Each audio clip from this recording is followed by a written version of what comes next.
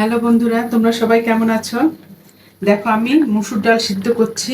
ডালটা প্রায় সিদ্ধ হয়ে গেছে। আমি আজকে মসুর ডাল দিয়ে পাট শাক রান্না করব। আমি কিভাবে রান্না করি তোমরা দেখতে থাকো। দেখো বন্ধুরা, আমি এখন পাট শাকটা ভেজে নেব, তাই কড়াইতে তেল দিয়ে নিয়েছি। প্রথমে দিয়ে দিচ্ছি রসুন থেতো।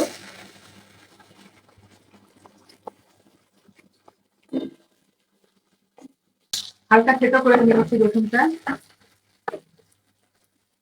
তারপরে দিয়ে দিচ্ছি পেঁয়াজ কুচি।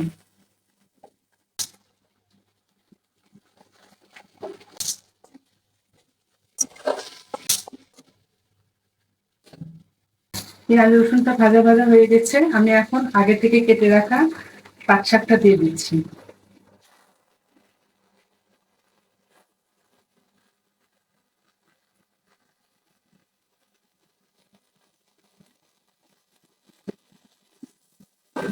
শাকটা বেশি ভাজবো না, হালকা ভেজে নেবো। এখন দিয়ে দিচ্ছি সামান্য পরিমাণ লবণ, অল্প একটু হলুদ দিবি।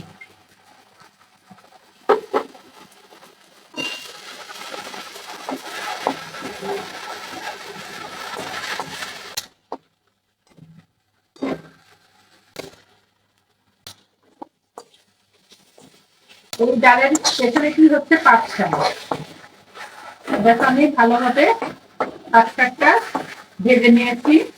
এখন আমি আগে থেকে সেদ্ধ করা ডালটা ঢেলে দেবো।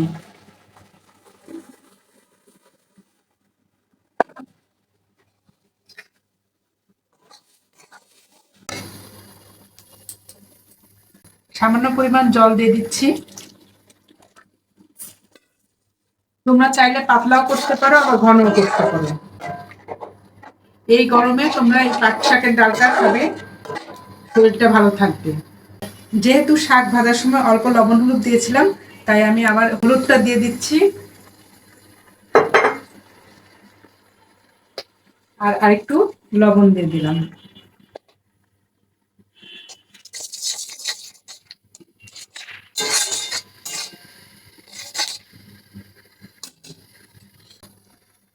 দিয়ে দিলাম কয়েকটা চেরা কাঁচা লঙ্কা।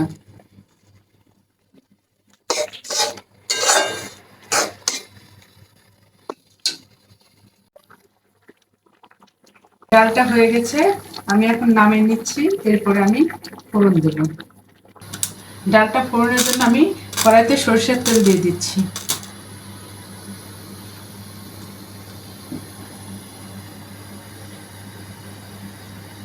এরপরে দিয়ে দিচ্ছি শুকনো লঙ্কা আর কালো জিরে।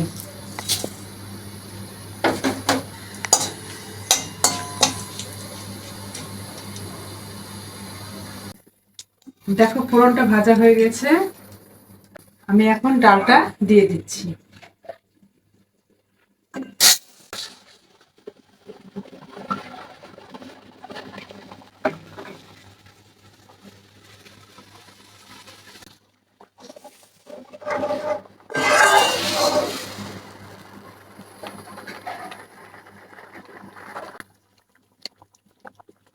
দেখো, আমার রান্নাটা শেষ। আমি ফোড়নের পরে 2 মিনিট আমি চুলায় রেখে দিয়েছিলাম।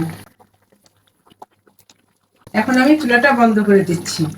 তোমাদের কেমন লাগলো এই রান্নাটা অবশ্যই কমেন্টে জানাবে। আর আমার চ্যানেলটা অবশ্যই সাবস্ক্রাইব করবে। সবাই ভালো থেকো, সুস্থ থেকো। শুভরাত্রি।